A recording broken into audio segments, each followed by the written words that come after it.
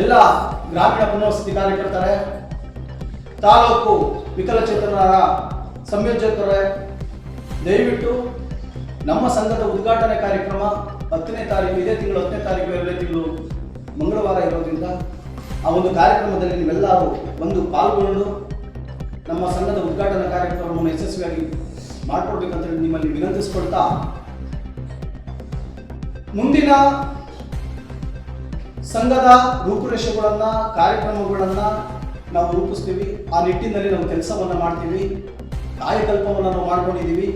ಈ ತಾಲೂಕಿನಲ್ಲಿ ಸುಮಾರು 4,000 ಜನ ವಿಶೇಷ ಚೇತನ ಬಂಧುಗಳು ಇರ್ತಕ್ಕಂಥದ್ದು. ಆ ವಿಶೇಷ ಚೇತನ ಬಂಧುಗಳನ್ನ ಸಾಮಾಜಿಕ ಮುಖ್ಯವಾಹಿನಿಗೆ ನಾವು ಕರ್ಕೊಂಡು ಬರಬೇಕು.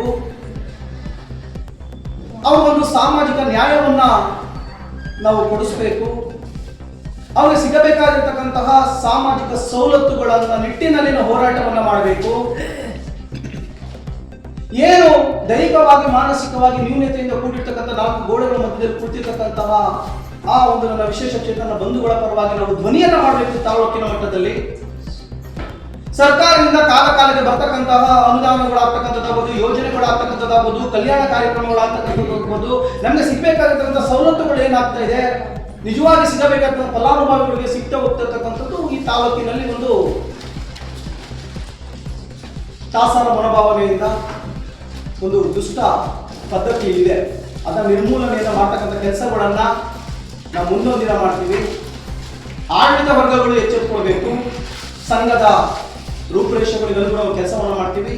ಅಧಿಕಾರಿಗಳು ಹೆಚ್ಚಿನವನ್ನು ಮಾಡ್ತಕ್ಕಂಥ ಕೆಲಸಗಳನ್ನು ನಾವು ಮುಂದಿನ ದಿನಗಳಲ್ಲಿ ನಾವು ಮಾಡ್ತೀವಿ. ಹಾಗಾಗಿ ಆ ನಿಟ್ಟಿನಲ್ಲಿ ಎಲ್ಲ ನನ್ನ ತಾಲೂಕಿನ ಸಮಸ್ತ ವಿಶೇಷ ಚೇತನ ಬಂಧುಗಳು, ಬಹುತೇಕವಾಗಿ ನಮ್ಮ ಗ್ರಾಮೀಣ ಪ್ರದೇಶದಲ್ಲಿ ನೀವು ಇದ್ದೀರಿ. ಆ ಗ್ರಾಮೀಣ ಪ್ರದೇಶಗಳು ಇರ್ತಕ್ಕಂಥ ಎಲ್ಲ ವಿಶೇಷ ಚೇತನ ಬಂಧುಗಳಲ್ಲಿ ನನ್ನದೊಂದು ಮನವಿ, 10ನೇ ತಾರೀಕು ನೀವೆಲ್ಲ ನಮ್ಮ ಕಾರ್ಯಕ್ರಮದಲ್ಲಿ ಒಂದು ಪಾಲ್ಗೊಳ್ಳಬೇಕು. ನಿಮ್ಮೆಲ್ಲರಿಗಾಗಿ ನಾವು ಈ ಸಂಘವನ್ನು ಅನುಷ್ಠಾನಕ್ಕೆ ತಗೊಂಡು ಬಂದಿದ್ದೀವಿ. ಆ ನಿಟ್ಟಿನಲ್ಲಿ ನಾವು ಕೆಲಸವನ್ನು ಮಾಡ್ತೀವಿ. ಆ ನಂಬಿಕೆ, ಆ ಭರವಸೆ, ಆ ವಿಶ್ವಾಸವನ್ನ ನಾವು ಮತ್ತಷ್ಟು ಬಲಪಡಿಸಿಕೊಳ್ತಕ್ಕಂಥ ಕೆಲಸಗಳನ್ನು ಮಾಡೋದರ ಮೂಲಕ ನಿಮ್ಮನ್ನ ಮುಖ್ಯವಾಹಿನಿಗೆ ಕರ್ಕೊಂಡು ಬರ್ತೀವಿ. ಆ ನಿಟ್ಟಿನಲ್ಲಿ ನೀವೆಲ್ಲ ನನ್ನ ಕೇರ್ಪೇಟೆ ತಾಲೂಕಿನ ಸಮಸ್ತ ವಿಶೇಷ ಬಂಧುಗಳು ಹಾಗೂ ಎಲ್ಲ ಪೋಷಕರು, ಸಮಸ್ತ ಕೇರ್ಪೇಟೆ ತಾಲೂಕಿನ ಬಂಧುಗಳೇ 10ನೇ ತಾರೀಕು ನಮ್ಮ ಕಾರ್ಯಕ್ರಮವನ್ನು ಬಂದು ನೀವು ಯಶಸ್ವಿಗೊಳಿಸಬೇಕು ಅಂತ ಹೇಳಿ ಈ ಮೂಲಕ ನಾನು ಮಾಧ್ಯಮ ವರದಿಗಾರರಲ್ಲಿ ನನ್ನ ಸಂದೇಶವನ್ನು ರವಾನೆಯನ್ನು ಮಾಡ್ತಾ ಇದ್ದೀನಿ. ಜೈ ಕರ್ನಾಟಕ.